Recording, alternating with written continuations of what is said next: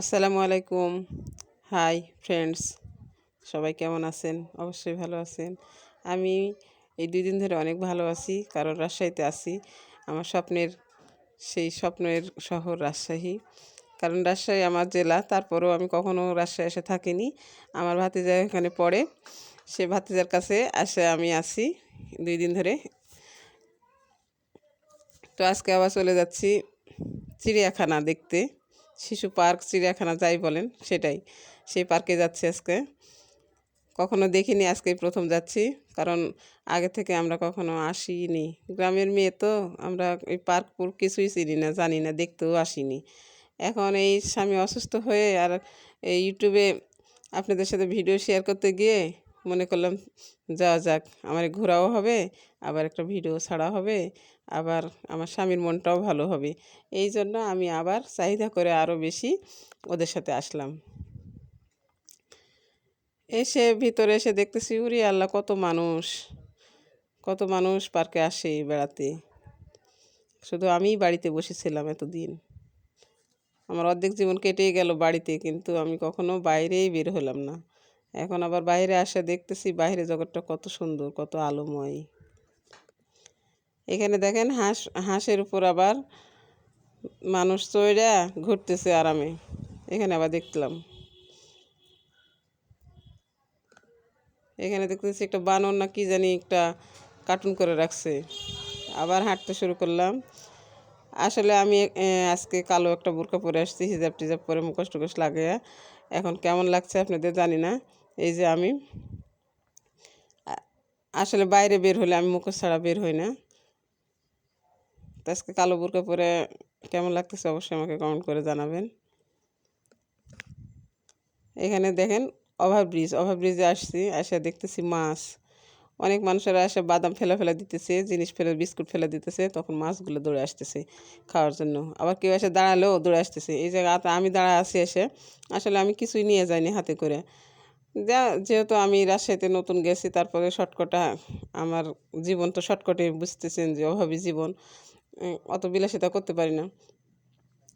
তো বাদামের দোকান একটা আসছিল, বাদাম কিনবো, ওরে আল্লাহ, এক মোট বাদাম তা 30 টাকা দাম নেবে। পরে আমি বাদাম কিনতে পারবোই না, এই বলে বাদাম কিনি নেই, এমনিতেই মাছ দেখে চলে আসলাম। আবার হাঁটতে শুরু করলাম। হাঁটতে আসি, এই যে দেখেন আপনাদের ভাইয়াটা হাঁটতে পারতেছে না, তারপরে আমি ওকে বলতেছি হাঁটো, আজকে 1 ঘন্টা হাঁটবা, তোমার শরীরটা একবারে ফ্রেশ হবে। ওকে উৎসাহ দিচ্ছি আর হাঁটা নিয়ে যাচ্ছি। যাতে আসি দেখেন আশেপাশে এগুলো কত, যারা পার্ক দেখেননি, রাজশাহী যারা শিশু পার্ক দেখেননি, চিড়িয়াখানা পার্ক, শিশু পার্ক যারা দেখেননি, তারা অবশ্যই আমার এই ভিডিওতে শেয়ার করে দেখবেন। আমি শুধু একাই দেখব না, আপনারা অবশ্যই দেখবেন।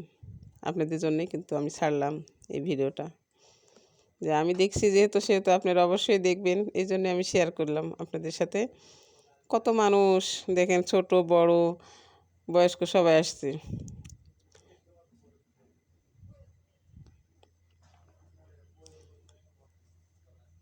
এই যে আবার হরিণ দেখতে আসলাম।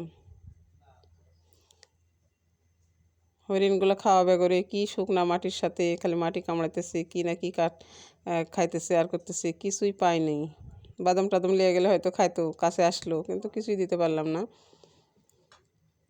দেখে অনেক মায়া হলো হরিণগুলো দেখে। এখানে দাঁড়া ভাবতেছিলাম যে কোথায় যাব, কোন দিকে আবার যাওয়া যাক।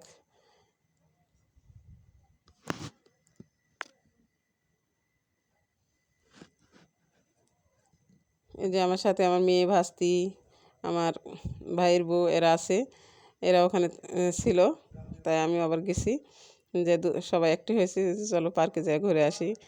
এই জন্য আবার আসলাম, ওদের সাথে সঙ্গ দিয়ে পার্কে ঢুকে পড়ছি। তো এখন ওরা যেদিকে নিয়ে যাইতেছে আমাকে, সেদিকেই আমি যাইতেছি।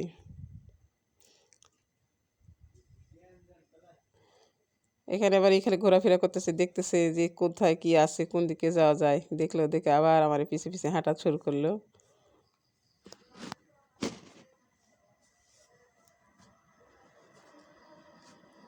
খুব সুন্দর সুন্দর জায়গা আছে, অনেক সুন্দর। রাজশাহী শহরটাও অনেক সুন্দর, রাজশাহী পার্কটাও অনেক সুন্দর, অনেক কিছু আছে।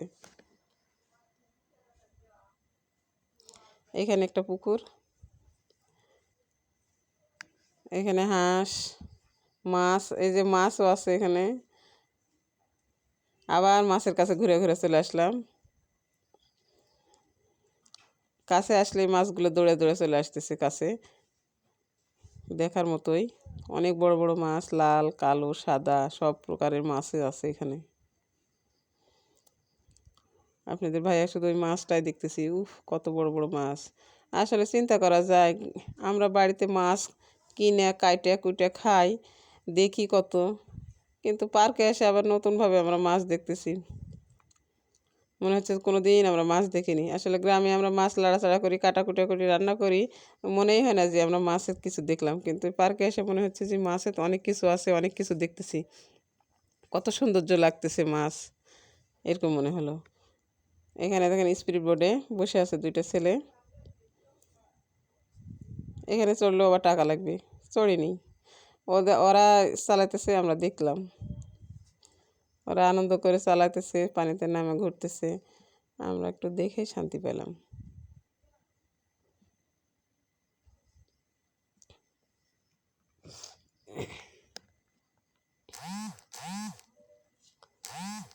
দেখেন কত মানুষ বাদাম খাওয়াতেছে মাছকে।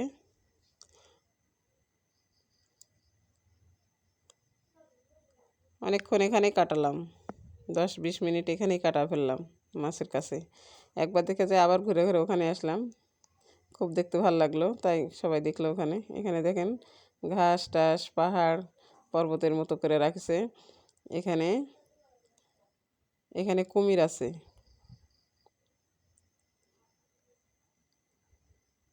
এই পুকুরটায় দেখেন কুমির আছে, চারিদিকে ঘাস, বক পড়ে আছে,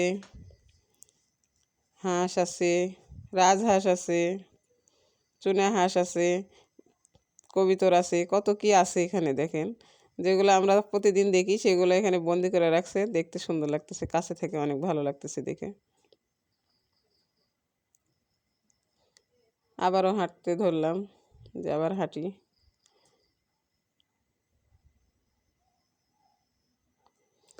এখানে ঘাসগুলো হয়ে আছে, তাও খুব সুন্দর লাগতেছে দেখে, মনে চাইছে যে এখানে একটু বসি। এই যে আমি আবার ওদের ফেলায় থুয়ে আগে আগে হাঁটতেছি, আসতেছে না ওরা ওখান থেকে।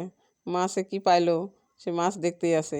আমি বললাম যে ওরে আল্লাহ, কি বড় একটা লুড্ডু ছক্কা, এখানেই আমি এসে ছবি উঠাবো একটা ফাঁকা জায়গা, এই বলে আমি ওখানে চলে আসতেছি।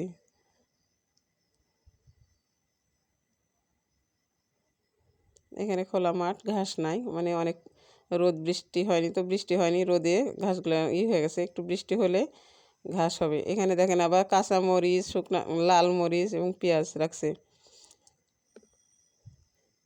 কাঁচা মরিচ কত বড় বানাইছে, ওখানে আমি আবার হিলান দিয়ে দাঁড়ায় আছি। দেখেন সবাই সেলফি তুলতেছে, আমি আবার এখানে দাঁড়াচ্ছি, আমি একটা তুললাম। পাশে আবার দেখতেছি একটা সুন্দর বাচ্চা, এত সুন্দর ফুটফুটে মেয়ে বাচ্চা, দেখে হেবি সুন্দর লাগলো। ওর সাথে একটু কথা বললাম।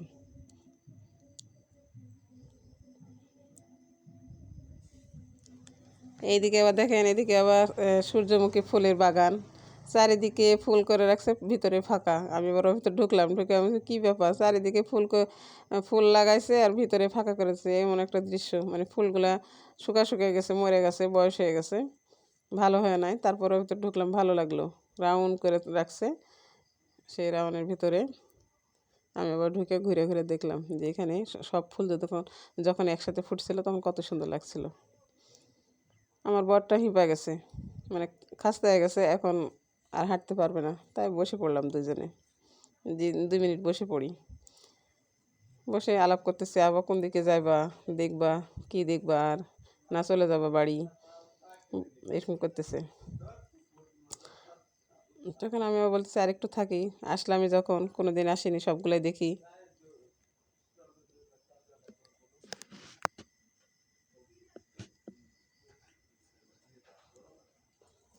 এদিক ওদিক ছবি উঠাতেছি, এদিক ওদিক ছবি সবগুলা ছবি উঠায় রাখতেছি, ভিডিও করলাম। এদিক ওদিক গাছে এত আম ধরছিল, সেগুলো তুললাম। এখানে দেখতেছেন দুইটা পিচ্ছি সেলফি তুলছে। এখানে একেবারে সুন্দর করে দেখেন টাইলস করা আছে রাস্তাটায়, এত সুন্দর জায়গা।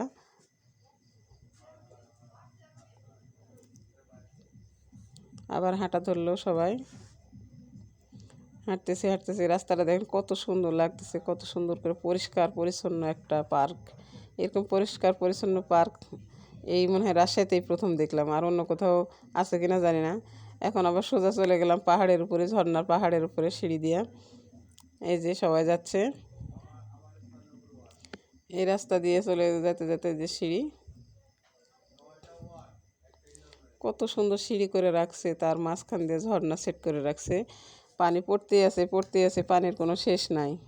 সবাই এখানে ফটো তুলতেছে, সবাই দেখতেছে, নামতেছে কেউ, উঠতেছে কেউ। কত দূর উঁচা নিচা, কত উঁচা, নিচ থেকে মনে হইতেছে কত উঁচা জায়গায় উঠতে পারবো কি না। ওঠার সময় মনে হলো যে আমার সহজই তো, সিঁড়িগুলো অনেক সুন্দর, অনেক বড় বড় সিঁড়ি, উঠতে কোনো কষ্টই হবে না। এই যে আমি উঠতেছি, আসলে আমার মুখটাই দেখা যাবে না, কারণ আমি কখনোই মুখ খুলিনি। অনেক মানুষ ছিল, অনেক বাহিরে পর্দা হয়ে থাকাই ভালো, এই জন্য আমি কখনো বাইরে মুখ খুলে যাইনি। এই যে আপনাদের ভাইয়াও দেখেন উঠতেছে, আমি বললাম যে উঠতে পারবে এত উঁচায়, কয় আমি চেষ্টা করি। কারণ ওখানে পার্কে ওকে নিয়ে যাওয়ার পরে ওর মনটা এতই খুশি, ওর অসুখ অর্ধেক ভালো হয়ে গেছে, আরও বেশি। ওর মনের ভিতর খুব খুশি এবং মন প্রফুল্ল আছে, তাই শক্তিও পাচ্ছে মনের ভিতরে। এই জন্য সব আমার সাথে সাথে হাঁটা হাঁটা আসতেছে যাচ্ছে। দেখেন এই সিঁড়িটা দিয়েও নামতেছে, এটা কিন্তু মাটির সিঁড়ি। আমি বললাম যে আস্তে আস্তে নামে, কিন্তু আমি ওর পিছনে আসি। দেখেন আস্তে আস্তে নামে নামে, সবসময় ওকে আমি গার্ড দিয়ে রাখতেছি, ওর সাথে সাথে থাকি। তারপর আমাকে বলতেছে আমাকে ধরা লাগবে না, আমি একা একাই পারবো, আমি একা একাই নামতে পারবো, যেতে পারবো। আমার মন আজকে খুব ভালো, আমি এভাবে থাকলে, এইভাবে ঘোরাফেরা করলে হয়তো ভালো হয়ে যাব। কিন্তু আমি বলি যে ঘোরাফেরা করলে তো ভালো হয়ে যাবে, কিন্তু আমি তো তোমাকে ঘোরাতে পারি না। যেখানে যাব সেখানে শুধু টাকা টাকা টাকা লাগবে, এত টাকা কোথায় পাবো। তো বন্ধুরা অনেকক্ষণ ধরেই বললাম, দেখালাম অনেক কিছু। এই যে এখন তো গেটের বাইরে চলে যাবো। তো বন্ধুরা এই পর্যন্ত, ভালো থাকবেন, সুস্থ থাকবেন, খোদা হাফেজ।